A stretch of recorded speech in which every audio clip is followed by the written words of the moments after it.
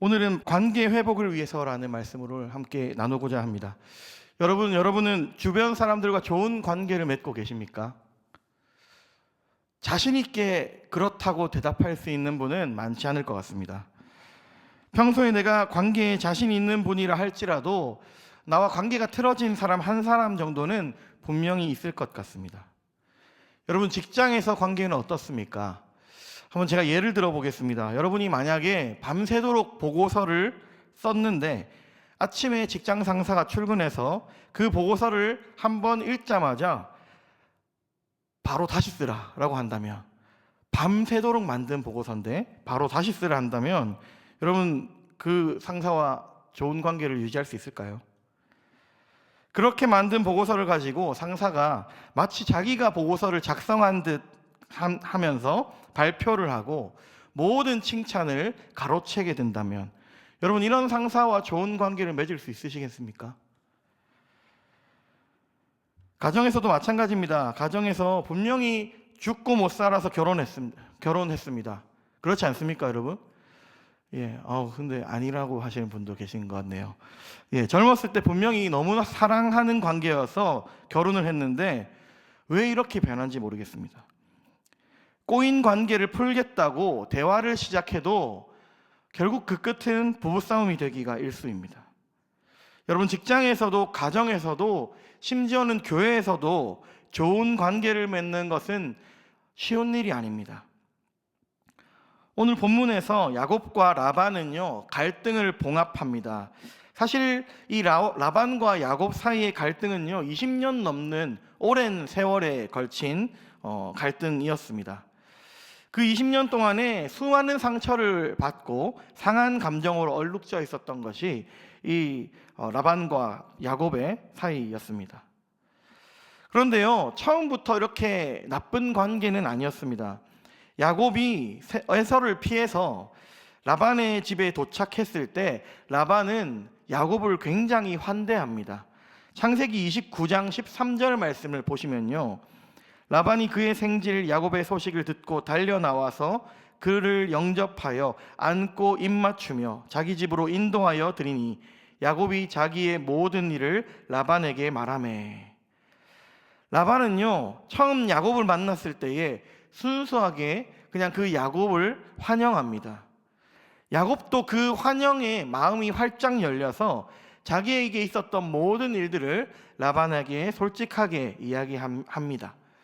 그런데 생각해 보시면요, 야곱의 입장에서는 자신의 일을 솔직하게 다 얘기하는 것이 쉽진 않은 일이었을 겁니다. 자신의 거짓말, 자신의 속임수, 이런 것들을 솔직하게 나누는 것은 아무리 삼촌이라 할지라도 굉장히 부담스러운 일이었겠죠. 하지만 라반의 환대에 마음이 활짝 열린 야곱은 자신의 모든 이야기를 솔직하게 라반에게 나눌 수 있게 됩니다. 첫 시작은 좋았습니다. 그런데요, 라반과 야곱이 관계가 점점 악화되기 시작합니다. 라반이 야곱을 속여서 라헬 대신에 레아를 주면서 관계가 틀어지게 됩니다. 원래 약속되었던 7년의 시간이 아니라 14년의 시간을 라헬을 얻기 위해서 일을 해야만 했던 것이죠. 게다가 31장 7절 말씀 보시면요, 라반은 이 야곱을 속여서 품삯을 10번이나 바꾸었다고 이야기합니다. 그러면 지금으로 따지자면 임금을 계약해놓고 10번이나 임금을 바꾸었다는 의미죠. 그런데요, 이렇게 라반이 꼼수를 부렸는데도 불구하고 야곱은 하나님이 복을 주셔서 날로 부유해집니다. 라반의 입장에서는 아무리 꼼수를 부려도 야곱이 너무너무 잘 되는 것을 보면서 배가 아팠을 것입니다. 그렇게 라반과 야곱의 관계는 굉장히 나쁜 관계로 이어지게 되는 것이죠. 특별히 오늘 본문 43절 말씀을 보시면요, 이 관계의 문제의 본질이 무엇인지를 발견할 수 있습니다. 라반이 야곱에게 대답하여 이르되 딸들은 내 딸이요 자식들은 내 자식이요 양떼는 내 양떼요 네가 보는 것은 다 내 것이라 내가 오늘 내 딸들과 그들이 낳은 자식들에게 무엇을 하겠느냐. 여러분, 여기 보시면 계속해서 반복되는 단어가 있습니다. 뭡니까? 내 딸이요 내 자식이요, 내 양떼요, 다 내 것이다. 다 내 거라는 거죠. 여러분, 사실 당시에 딸이나 아내는 재산의 의미를 가진 개념입니다. 지금으로는 이해할 수 없겠지만 당시에는 이 여성을 재산으로 여겼기 때문에 값을 치르고 얼마든지 넘겨줄 수 있는 것이 당시의 딸이나 아내였습니다. 레아와 라헬은 분명히 14년 동안 일을 함으로써 야곱이 정당한 대가를 지불하고 데려온 어떤 소유권이 확실하게 이전된 딸들이라고 볼 수 있습니다. 그러니까 이제는 레아와 라헬은요, 라반의 휘하에 있는 딸들이 아니라 이제는 야곱의 아내로서 야곱에게 속한 사람들이라는 것이죠. 그럼에도 여전히 이 라반은요, 딸들을 가리킬 때 내 딸이다, 내 자식이다, 이렇게 여전히 내 거라는 인식을 보여줍니다. 양떼도 마찬가지입니다. 야곱이 라반의 집에서 열심히 노력해서 얻은 양들을 나의 양떼라고 부르고 있습니다. 여러분, 이 시각은 굉장히 자기중심적인 시각입니다. 남의 것도 내 거고 내 것도 내 거고 철저히 자기중심적인 관점을 가진 사람이 이 라반이었습니다. 여러분, 관계를 깨뜨리는 본질은요, 자기중심성입니다. 자기중심성은 다른 말로 말하면 죄라고 부를 수 있습니다. 죄의 근본 성질이 자기중심성이기 때문입니다. 그러니까 인간의 죄성 때문에 관계가 깨어지게 된다는 것입니다. 죄 때문에 관계가 깨어지는 것이죠. 사랑하는 여러분, 우리가 지난 주일 저녁에 세계관에 대한 말씀을 들었습니다. 강사 목사님께서 기독교적 세계관을 가지고 살아야 한다, 그렇게 이야기했습니다. 기독교적 세계관에 따라 바라보자면 관계에 문제가 생기는 이유는요, 그 사람이 악한 사람으로 창조되었기 때문이 아닙니다. 기독교적 세계관에 따르면 창조는 선한 창조입니다. 하나님께서 만물을 창조하시고 나서 보시기에 좋았더라 라고 말씀하십니다.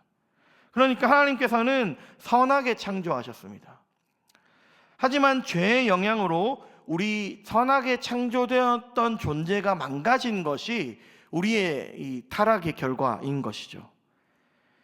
결국 관계 문제의 본질은요, 죄의 문제라는 겁니다. 사람의 문제가 아닙니다. 죄의 문제입니다. 그런데 우리는 관계가 깨지면, 관계에 문제가 생기면 바로 사람 탓을 합니다.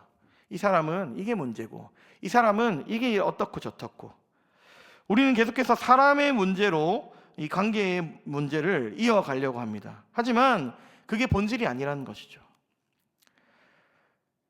관계에 문제가 생겼습니까? 우리가 먼저 생각해야 할 것은요, 이것은 죄의 문제라는 겁니다.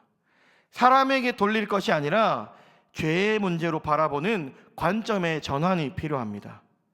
결국에는 근본적으로 죄의 문제를 해결해야만 본질적으로 이 관계의 문제를 다룰 수 있게 됩니다.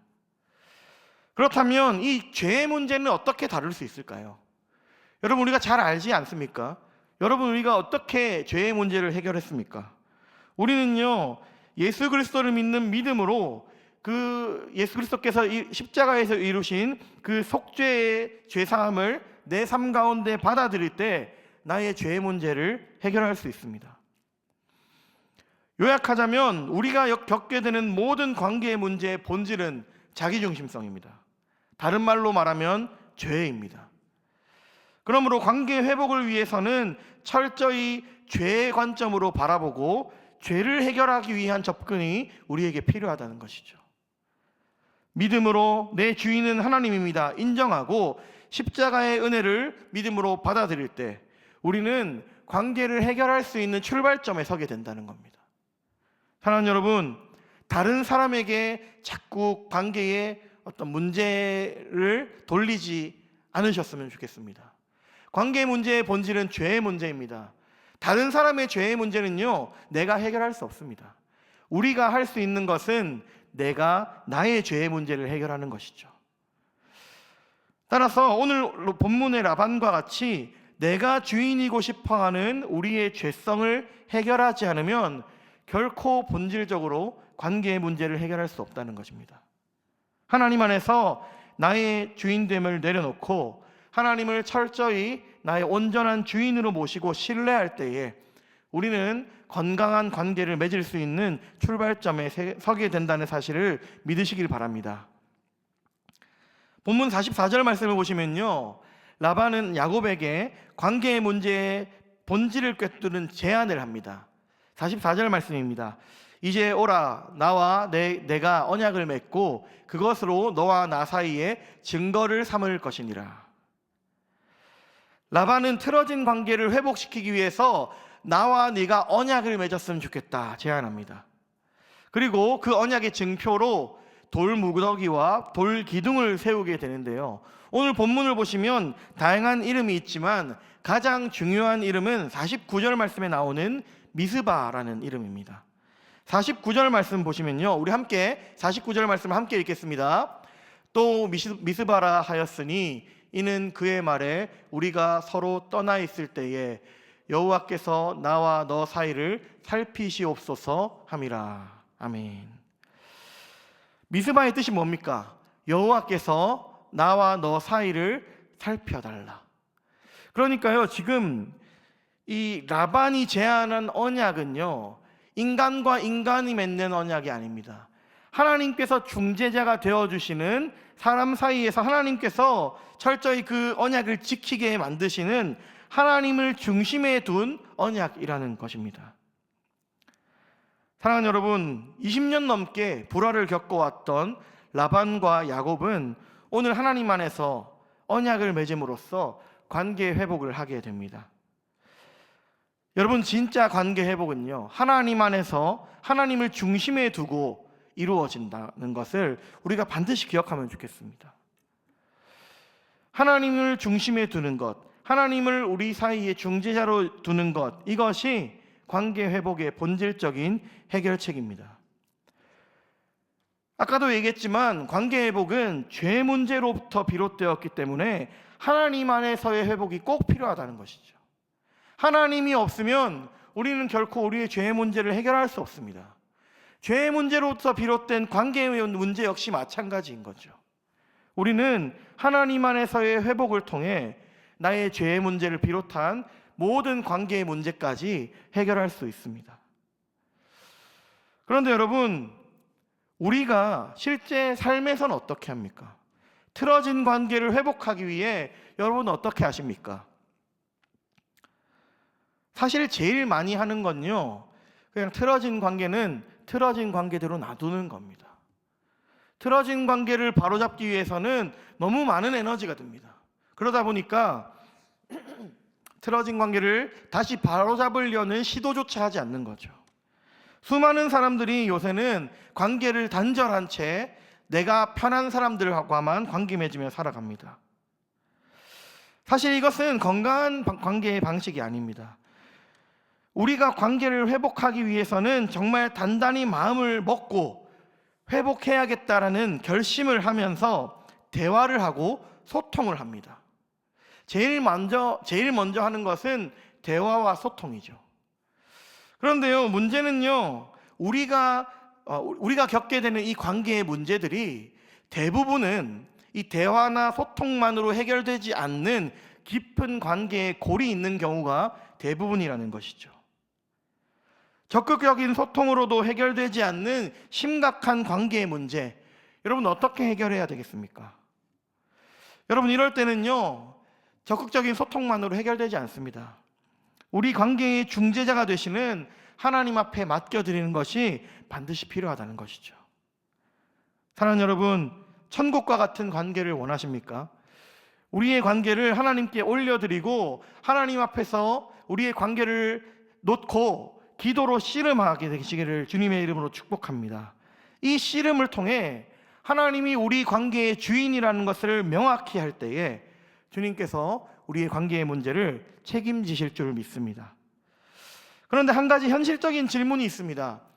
여러분, 우리가 하나님을 중심에 둔 관계를 맺는다고 할 때, 그러면 예수를 믿는 사람과의 관계에는 하나님을 중심으로 두고 관계를 맺어야 된다, 이해가 되는데요, 안 믿는 사람과의 관계는 우리가 어떻게 해야 될까요?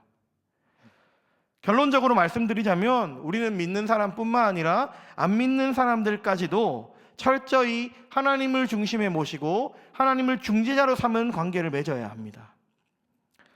그 사람 역시 하나님이 필요한 영혼, 그 하나님의 은혜가 필요한 한 불쌍한 영혼으로 바라보고 관계를 맺어야 한다는 것이죠.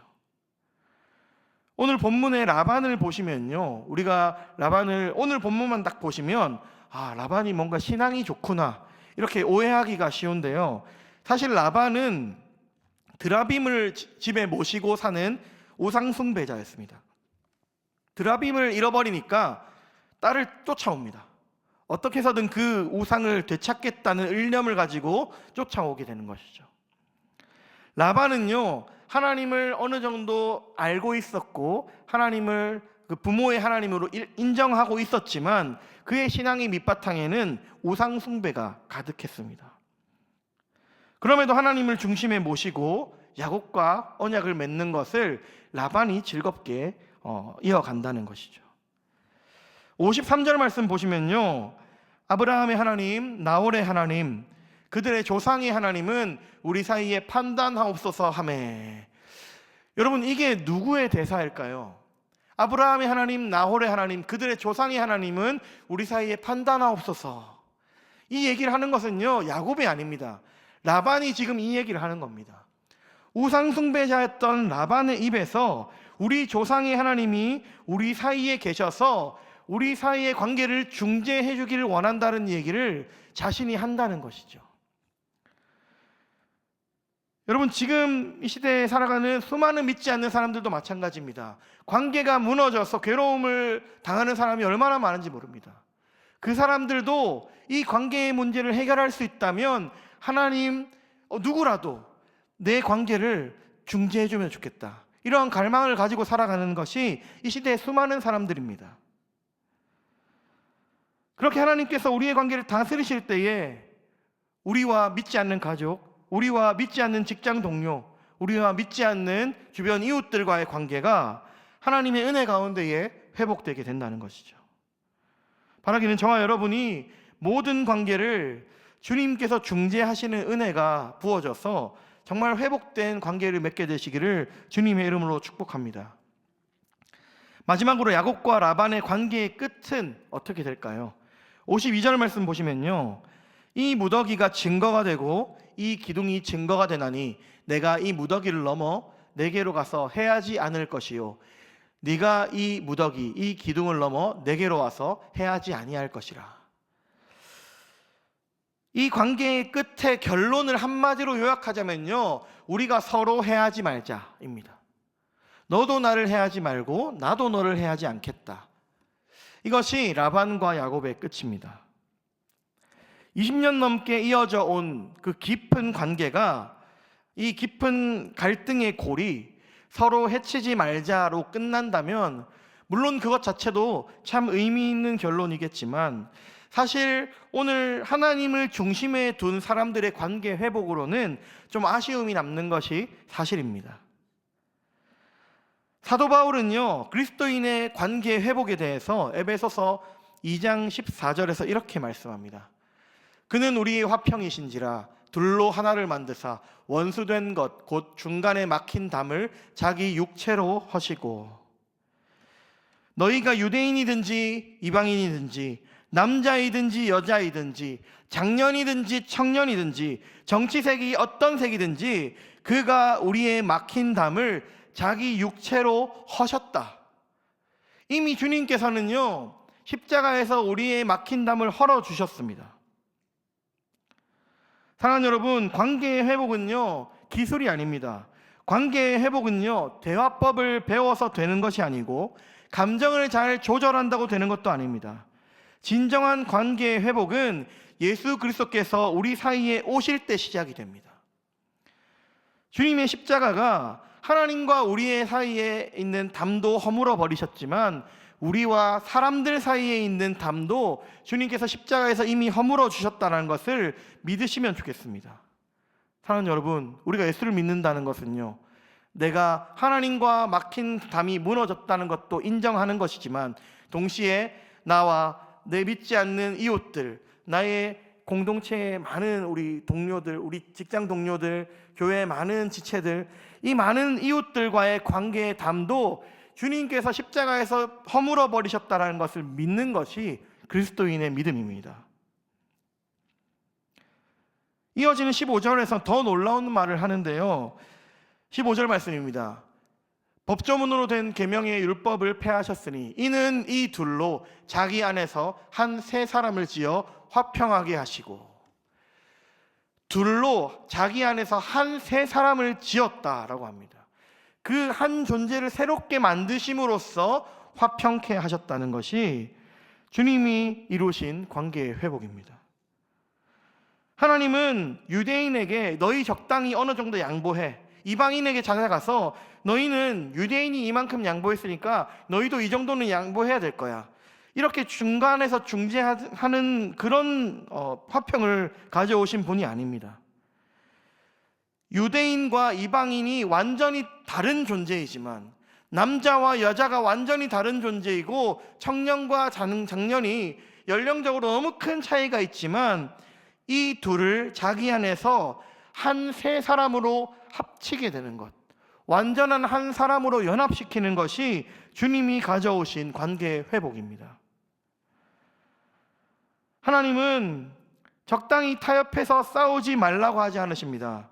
완전히 하나 된 존재로 남을 나로 여기는 것, 나와 같이 여기는 것이 우리 주님께서 원하시는 관계의 회복이라는 것이죠. 이를 통해 이루신 것이 그리스도의 화평입니다. 사랑하는 여러분, 우리는 어떤 관계의 회복을 바라봅니까? 우리가 기대하는 관계의 회복은 무엇입니까? 싸우지 않는 것이 관계의 회복일까요? 갈등을 그치는 것이 관계의 회복입니까?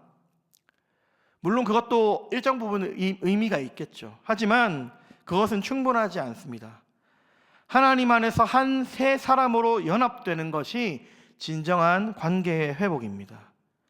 이를 위해서 우리는 나의 자기중심성을 내려놓고 내 주권을 하나님 앞에 모두 맡겨드릴 때에 세상의 수많은 갈등 속에서도 하나님의 화평을 전하는 삶을 살게 될 줄 믿습니다. 말씀 맺겠습니다. 사랑하는 여러분, 주께서 우리를 이 화평으로 부르셨습니다.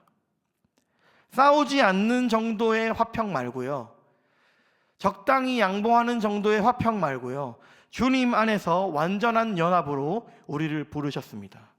그래서 교회가 세상의 희망입니다. 수많은 사람들이 갈등 가운데 있습니다. 남녀 간에 싸우고요, 연령 간에, 세대 간에 싸우고요, 사상으로 싸웁니다. 그런데요, 교회는 이 세상의 희망이 될 수 있습니다. 주님께서 이 모든 관계를 가로막고 있는 이 담을 십자가에서 모두 무너뜨렸기 때문입니다. 교회를 통해서 가정이 회복되고, 직장이 회복되고, 사회가 회복됩니다. 예수 그리스도를 믿는 믿음 안에서 주님이 우리에게 화평을 약속하셨기 때문입니다. 바라기는 저와 여러분이 하나님 안에서 진정한 관계의 회복을 누리는 저와 여러분이 되시면 좋겠습니다. 하나님 나라의 관계, 진정한 연합, 마치 성부, 성자, 성령이 셋인데 완전히 하나로 연합된 것과 같은 그러한 화평, 그 화평이 우리의 삶 가운데 풍성하게 열매 맺게 되시기를 주님의 이름으로 축복합니다.